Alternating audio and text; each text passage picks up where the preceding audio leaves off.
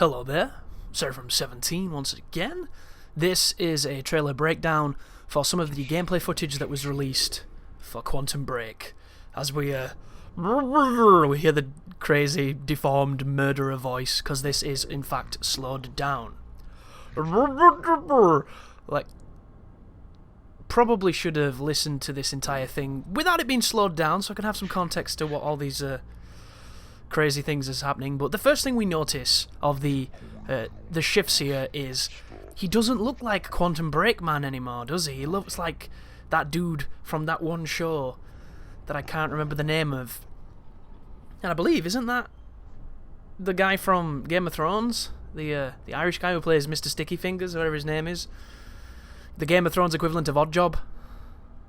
I think it might be him. His face looks kind of weird, but then again, when they put him into a computer, they never get that likeness, do they, just yet? Because then it'll start getting really freaky, which is understandable.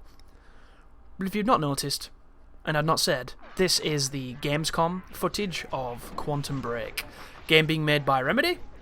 One of my favourite third-person action game developers ever. They make some of the best third-person shooters, really solid mechanics, really fun games, and the last one that they released was of course Alan Wake, and it's been quite a while since we saw that, so more dialogue here as it slowly pulls back into this opening gun scene, which looks very similar to what we've seen before, but they've tweaked it, haven't they, like they always do between these demos. And of course he powers up, he starts charging all the way over here, and doesn't seem to be any real signifier of how long he gets in this mode, as he does this awesome jumping, flying Superman punch off the wall, Anthony Pettis style, only with the GSP on the end. Then he starts shooting into the car. Some real nice visual effects happening here. I love the like the fractals and the triangles and all the crazy shifting distortion. Decent looking reticle, you know, pretty standard stuff. He's got the hit detection there, showing you that he got hit from the right. Always useful in these games. You'd be surprised how annoying it is when you can't tell where you're being shot from without that little bit of feedback. And then of course he murders that dude. Pushes on, a couple of people shooting at him.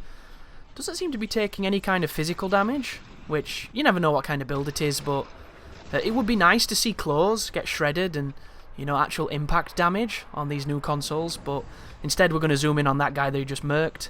And in a lot of games, when you kill somebody like that, it signifies the gunfight's over, but in this one, it seems like it's still going, so maybe it's going to have those little cinematic moments as he does kind of a crazy time shift slash teleport there, a time dash of some sort.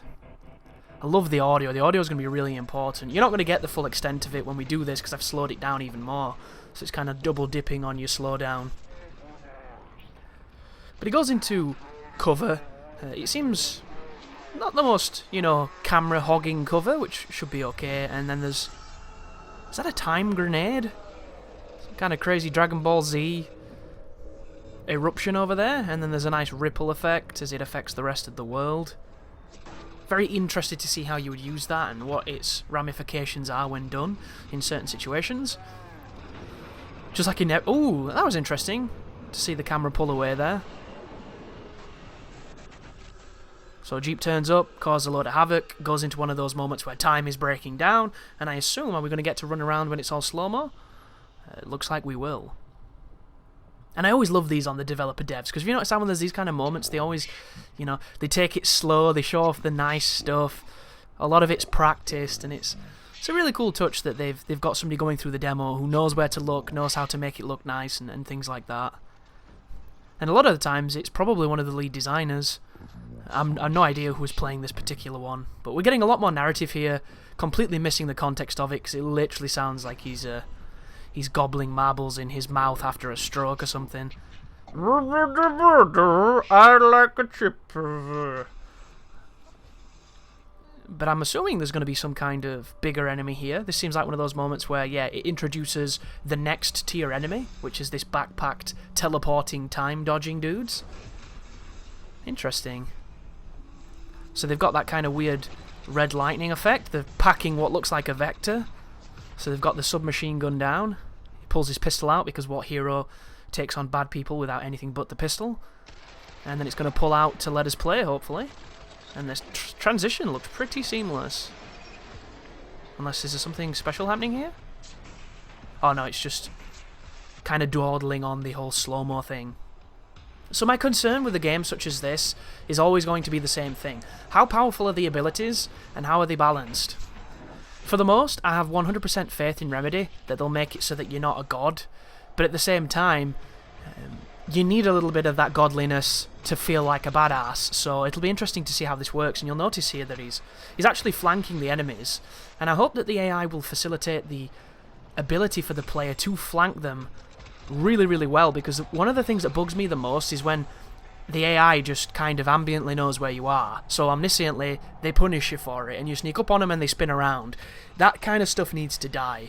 We need AI now that commits to things. If it's going to do some risky maneuver of pushing forward to where you are, it needs to commit to it, and we should be able to punish those commitments. And it'd be really exciting to see, because as you can see now, this guy's shooting at him. Like, he's stood up though, so he doesn't really matter. He's running towards him. Look how powerful that is. I wonder if the melees are one-hit kills, because this looks like it's going to kill him. He's going to do a little explosion over there. I love these static lights. You know, like when you change the shutter speed on a camera and it does all the kind of streakiness. I think that's a really nice touch to show the slow motion of time. Oh, here we go. He's ordering at McDonald's. Time is stopping or something. Lots of time. Maybe something time.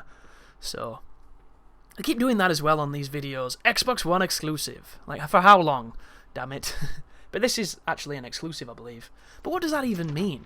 Isn't it really like a Microsoft exclusive? Because if you think about it, there's no way in hell this is not going to turn up on the PC at some point. Because Remedy designs games for PCs normally. Like, at this point, is there a dev who's designing things for console directly? Because a lot of the times, aren't they just making PC games and then dumbing them down to the console specs? Seems like a very weird shift if they were just straight up Xbox One developing. But I don't know. I don't really know too much about that side of the industry. What I do know is I've got full faith in this team, and I think that this looks really interesting. Some of the early feedback and buzz that I was reading from forums and various news sites was just this overwhelming idea that it's going to be, you know, boring and samey, and I can completely understand that kind of criticism, because you can look at any game with those kind of eyes. I love this effect, by the way. I think this time-lapse here is really, really cool. It's tickling all the right creative parts of my brain. I am a big fan of it. And the cool bit is, you're moving while it's happening, so it's dynamic. And it makes me wonder if you can affect it by where you position yourself. A beautiful game. It's going to be a stunning game, you know that much. But that criticism of sameness is all down to personal preference for one, and then additionally, how you choose to play and how the game is designed. So if you play the game and you do the same move repeatedly, and that's what you do for every situation, and that's all you do, it's difficult to blame the game for being boring if you're not going out of your way to do different things. If the game doesn't challenge you to do different things, then maybe there is an element of that that's the game's fault. Additionally, depending on how the game is designed will dictate whether or not that feeling comes quickly or if it doesn't come at all. For instance, for me, if a game is paced adequately and there is enough distractions in between the main gameplay focuses, I think you should never really feel like you acknowledge what you're doing. And if you want a good example of, you know, somebody noticing what they're doing and not enjoying themselves, watch Darkside Phil play Halo 5. Because for the entire playthrough of his was him essentially not wanting to play the game and saying that the game was bad because he didn't want to do the things the game was wanting him to do. And at that point, when you're playing a game and the thing that it's asking of you is something that you're not enjoying, that is at that point where you could potentially say that it's getting boring and repetitive. But if the game is then immediately putting you in a flying section, or a platforming section, or some exposition, or some puzzle solving, and then you go back to the fighting, I find it very difficult to say that it's not going to be, that it's repetitive, because at that point it's just maybe not your type of game.